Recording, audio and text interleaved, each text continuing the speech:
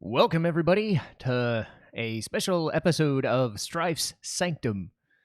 I'm your host, Citizen Strife, and if you're wondering why I'm getting this out really quickly, it's because not only did I watch Bebop legit last week, I just finished watching Cowboy Bebop Netflix live action today. It came out on Friday on Netflix, as advertised. It's a 10-episode series, and I will spoil things. Just be a warning there. I'll get my thoughts out early. I don't know how long that will take, but I will make a definite spoiler warning when things go for anybody who is coming in new. The basic gist of this is I'm going to talk about what I found was good or even great about the show, what I thought was bad, and what I thought was ugly. So that'll be kind of a definite, these are scattershot thoughts. I don't have them planned like I always do. But as a general rule, this will be spoiler-free first. I liked it. If you're curious about does it follow the show, it honestly does. They do enough to follow the show proper, and they make it look and feel like a more grounded, kind of chintzy-looking B-movie crime comedy, I suppose. This is the best way to put it. They have the drama, they have the action, but they put a lot more effort into the comedy. So it may not be what you're looking for. But as somebody who did watch the show again recently, and somebody who, let's face it, said it was the best anime they'd ever seen, take it from me and I'm saying you can calm down. A lot of the worry is it would be an absolute train wreck. It's not. The best thing I can say is that they do service to most of the plots, to most of the characters just fine. They do take liberties, as you would imagine for a show structured as like 2 episodes in one. They stretch some episodes out, but they follow them as much as they can while doing their own thing. That being said, it's a mixed bag of characters that feel and act like they should, a couple who are very different than they should be, and that can be a good thing or a bad thing depending on what you're looking for. To me, most of the characters feel and act like they should. I will go over why they don't in most cases, but I can see and I can level with the character and level with what the creators were at least attempting to do. Visually, story-wise, you name it. There are a lot of changes that are made to the origins. It's not a point-by-point remake. If that's what you're looking for, you're not going to get it. If you're looking to bash on it, you're not going to get that. There's a lot of good stuff in it, and actually, there are a couple of good episodes.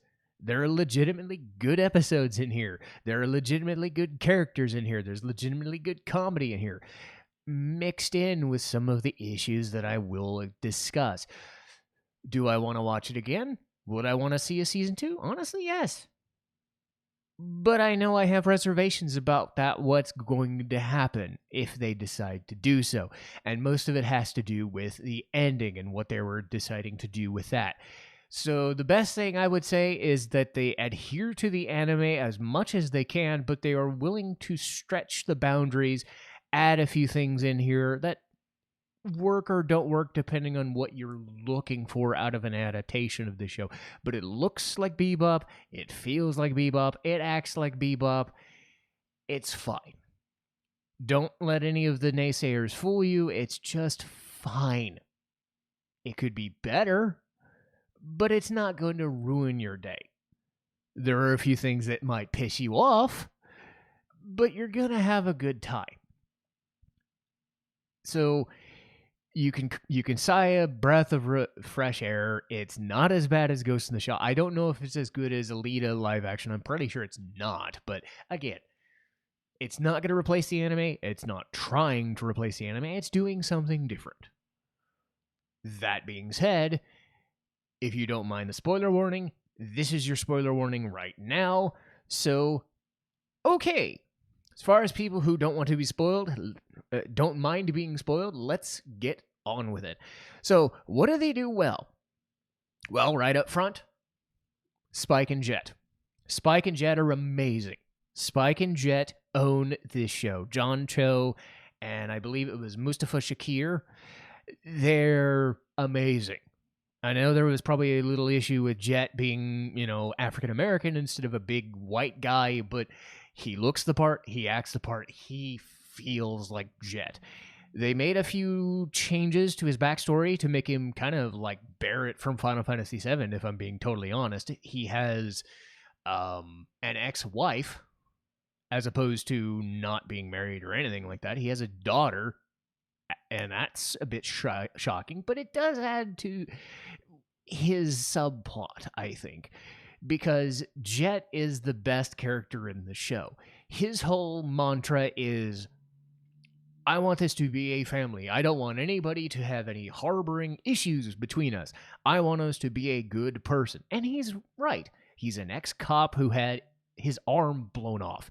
And one of the best episodes is about him getting his arm blown off.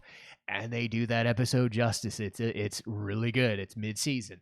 So they build a lot of story and subplot around him having trust issues. Some of it's played for laughs, and one of the best scenes is later on in the show where Faye's story is actually taking front and center, but his whole thing with his daughter is kind of a subplot. So Spike and Jet are going to somewhere, and Jet's having Spike do some stuff with some hitmen, while Jet goes and watches a recital with his daughter. And they play with the technology. So one of the cool things is they added in this like holographic technology, right? This was set in like 2071. They didn't do a lot of space stuff, but what they did do was a lot of holographic technology. And what you're able to do is actually take your image and plop it into a new area. But much like a VR headset or something, you are still in a physical space. So there's a lot of physical comedy with Jet attending the recital with his daughter. That was framed really well, and it's really good. So they do a lot of cool stuff with the visual design. They do a lot of cool stuff with Jet. And I know that people are like, he doesn't have a daughter. It's not right. No, it's fine. It's perfectly fine because Mustafa Shakir is great. He owns the scenery, and his episodes are great. Anytime he's there, like, yeah, he's played for comedy sometimes, but he's the core of the show, even more than Spike sometimes. And speaking of Spike, he is the main character, played by John Cho, and it's fine.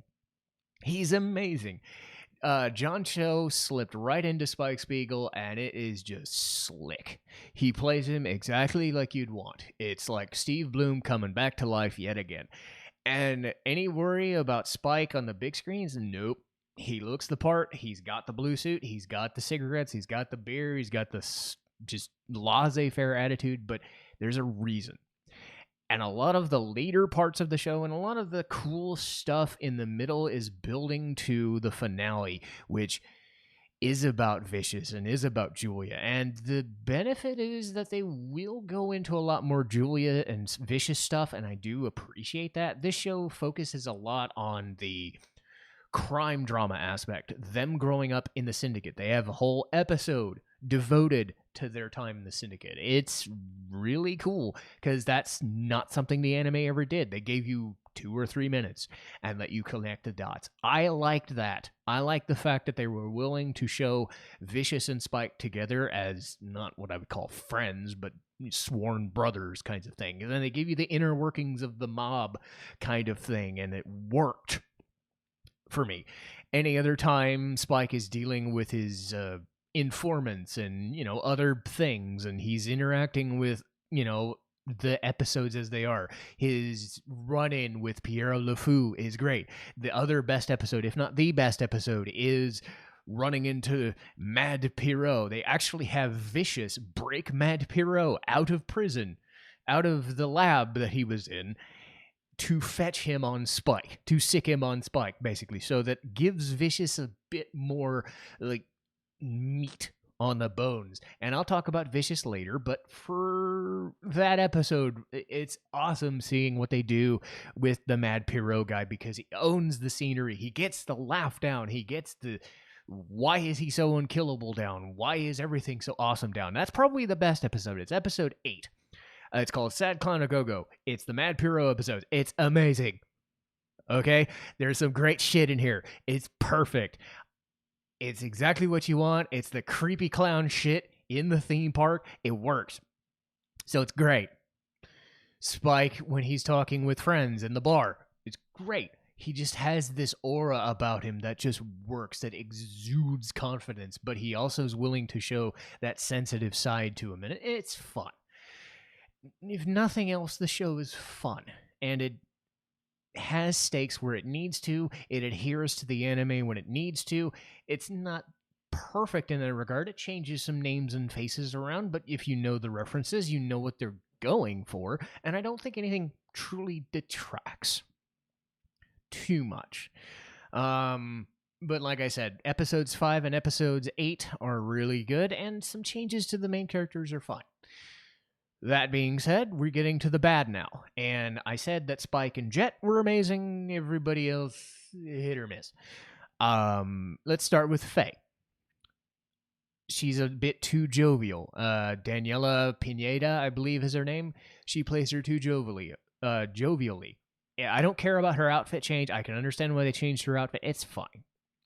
But Faye, despite having some chemistry with the main characters in their comedic scenes, doesn't come across as sullen or as melancholic. I'd say that's the word I would use. Melancholic about her situation, because the tone of the show is more comedic, so they have a lot more banter between each other. There was some people having issues with Spike and Faye not really having a romantic tinge, and I'm like, they do that in the show, but they really don't. Like, in the anime, they do and they don't, so I don't care. Because the season is about Spike and Julia and Vicious. So you don't need a romance subplot with Spike and Faye when you're doing a full-on romance thing with Spike, Vicious, and Julia. You just don't need to do that. So I don't mind that. I mind the fact that Faye comes across way too jovial. She gets the cool bounty hunter gimmick down, but she doesn't get the femme fatale, the everybody's fighting over me, the things are working against me, the trust issues thing. It doesn't add up perfectly. And whenever Faye is the focal point of an episode, even her backstory, it leaves a lot to be desired and leads to more comedic moments than it should be serious stakes. There's nothing as good as Speak Like a Child in the anime, though they do touch on it in her episodes. It doesn't have the same emotional impact, and that's where the show falters, because they're trying to do a comedic version of the show. I said before in the anime review, it is a darker show with dry humor. I put it at a 65-35 or even 70-30 drama to comedy split, and the comedy that is there is either Radical Edward or is dry humor. This tries to be a lighter comedy with a lot of drama when it comes to Spike and Jet, or sometimes with Faye, but it doesn't really hit home with the stakes, because I would say it's a 65-35 comedy to action and humor split. The banter's fine. There's a lot of good stuff. I think them going, bowling, or them farting around on the ship and bitching at each other's fine. It's when it happens when they're on missions and they're trying to splice in the dramatic stakes, but they're also spending time trying to stay comedic, like the Marvel movie kind of thing, and it doesn't really work all the time. And even Vicious and Julia sometimes get ha-has and laughs, and it's not the best. Especially from the villainous side, you don't really want them to be the comedic foils at all. So if you're looking for the comedic side, it's there, and I don't think it's really egregious. I just don't think it fits the... It gets the serious shit when it needs to, but I don't think the stakes feel as weighty as they should. Speaking of Julia and Vicious, they have been changed. Not too drastically, but I'd say Vicious comes out worse. Julia, Elaine Satine, I believe is her name, and again, I don't have the names in front of me, so if I get them wrong, excuse me, but Elaine Satine is fine, but doesn't have the same presence. Their interpretation of Julia was Vicious and Julia got married.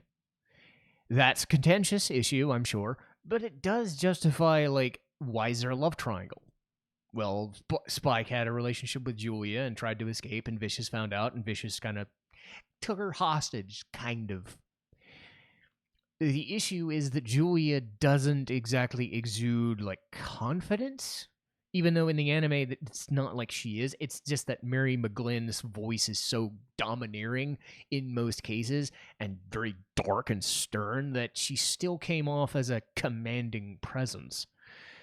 In this, her voice is a lot lighter and a lot softer. She's coming off as a damsel in distress or an abused housewife, which she is, and I get that. That's what they were going for. It doesn't quite add up because the Julia in your mind is going against the Julia on the screen, and it's kind of a mental disconnect. You can jump through hoops for Faye because she still feels like the bounty hunter, but for Julia and for Vicious specifically, the weightiness of their on-screen relationship doesn't really hold as much weight as I was hoping. And we get to Vicious. Having him voiced by Alex Hazel, portrayed by Alex Hassel or Hazel, it's different. He is portrayed more like a daddy's boy and a son with daddy issues and just entitled prick, as opposed to I just want to kill things. This world has nothing. And the weird things is they reference a lot of the phrases like, there's nothing in this world to believe in, or you see yourself right now, and what does it look like? You know, that sort of stuff. And he doesn't have the gruff and stern nature. I'm not going to say he's Lord Farquaad from Shrek. That was one criticism I saw online. It was like, he sounds like Lord Farquaad. It's like, no. But at the same time, I can see why someone would think that. He has his moments, and he does fight very well, and he does come off imposing in spots.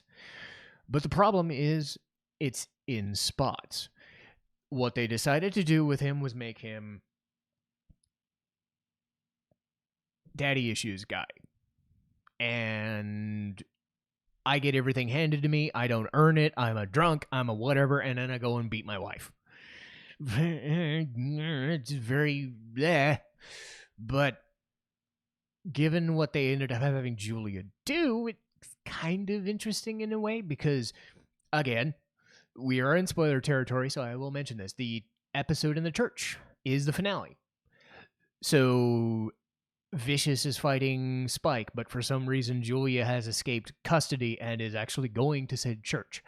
Vicious gets fought, and they're gonna do the thing where Vicious is gonna like choke him and throw him out the window or whatever. Julia shows up. And knowing that Spike is alive, says, why don't you kill him?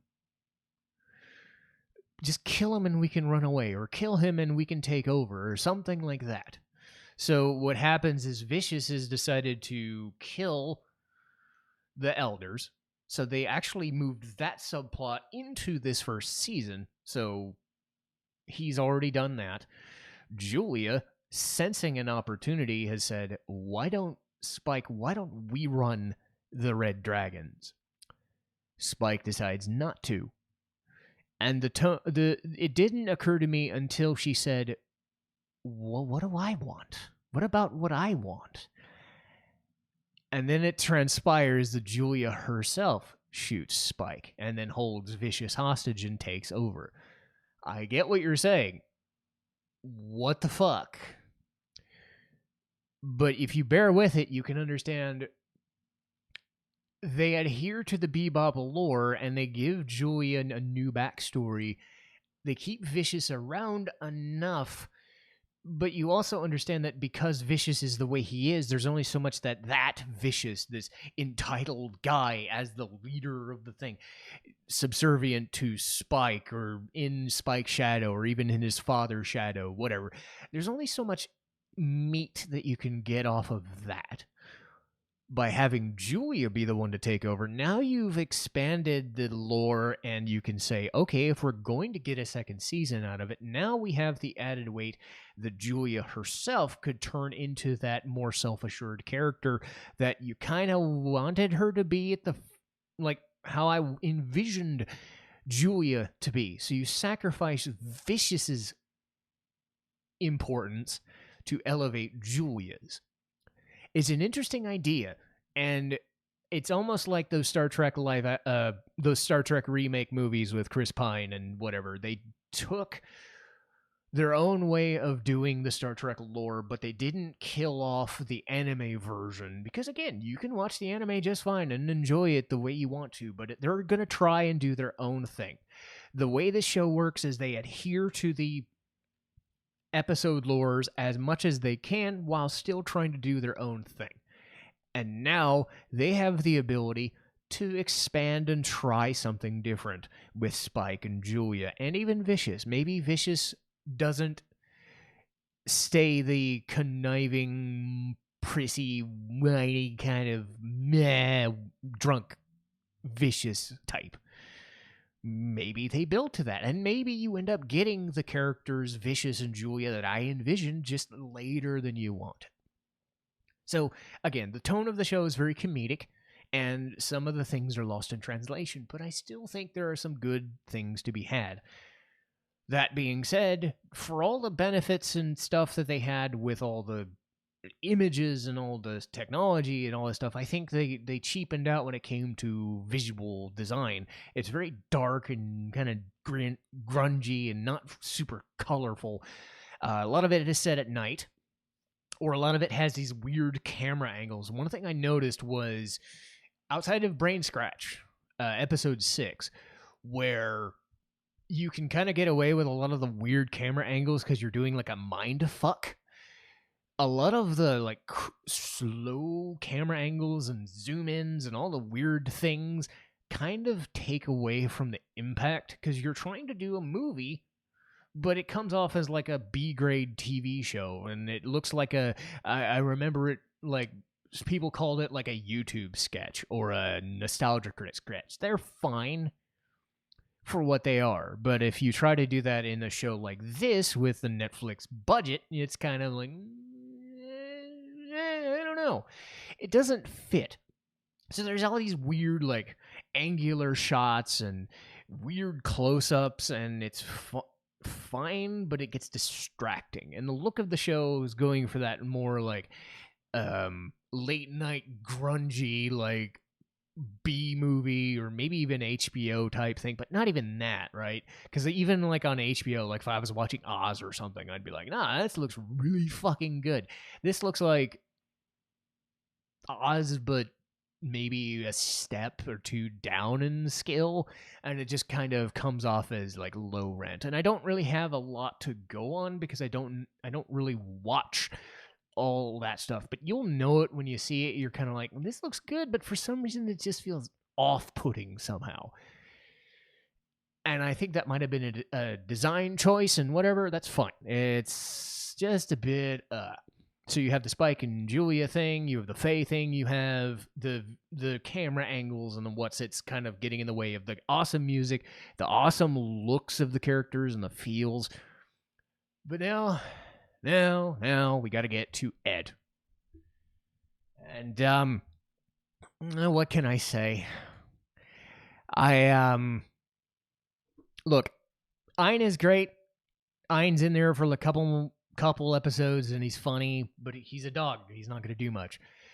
But Ed shows up right at the end as a season 2 kind of thing, almost like the Sonic movie where Tails shows up at the end and is like, hey, look at that, we've got the character you were looking for.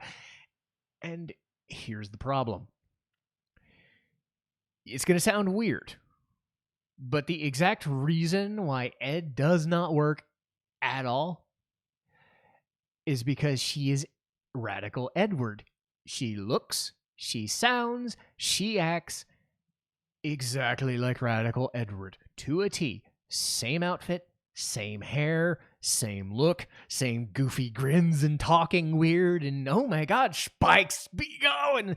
Just, it is very off-putting when done in live action. And I said this in my anime review. There is absolutely no way in hell you can translate Radical Edward to live action. And you know what they did? They translated Radical Edward to live action exactly to a T, and it is scary. It is very scary. It is no one's fault. It is not the actresses. It's not the directors. It's not their fault. It's the fact that where's Ed? Why's Ed? What's Ed? How are you going to get Ed? This is what was going to happen. If you've seen the footage, you've seen it. It's at the end of the last episode. Oh my god, it is so weird. Because Radical Edward is weird. There is absolutely no way in hell that's going to work for an extended show, and it's going to be absolutely distracting if they do. So I don't know what they're going to do with it. Ed is just going to be Ed, right? They translated her to be exactly what she is, and the end result is the freakiest fucking thing you will have ever seen in your lifetime. Don't say I didn't warn you. It is creepy as shit, and it's going to haunt my nightmares, even more so than the fucking clown. Having said all that, did I enjoy the show? Yes. I hated some things about it, and there were some choices that could drive me mad, but you know what? At the end of the day, I respect that for what they had, they adhered to as much as they could, and they made the characters look and feel exactly as advertised. They made some changes to characters' names and backstories and things because they had to.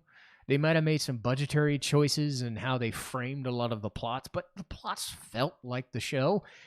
The show acted like the show. They didn't do the Phoenix Wright thing where it's set in Japan, but they're talking about California and burgers. No, they're talking about Wulongs and astral gates and stuff. All of the Cowboy Bebop ephemera is there, and there's some nice little instances in there, and some of the characters are absolutely amazing.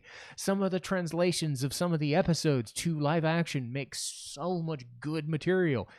It's bogged down by some of the choices that they decided to make, not making everything fit one-to-one. And I think the best thing I could say is trying to enhance the crime drama aspect while upping the comedic aspect is its really big downfall.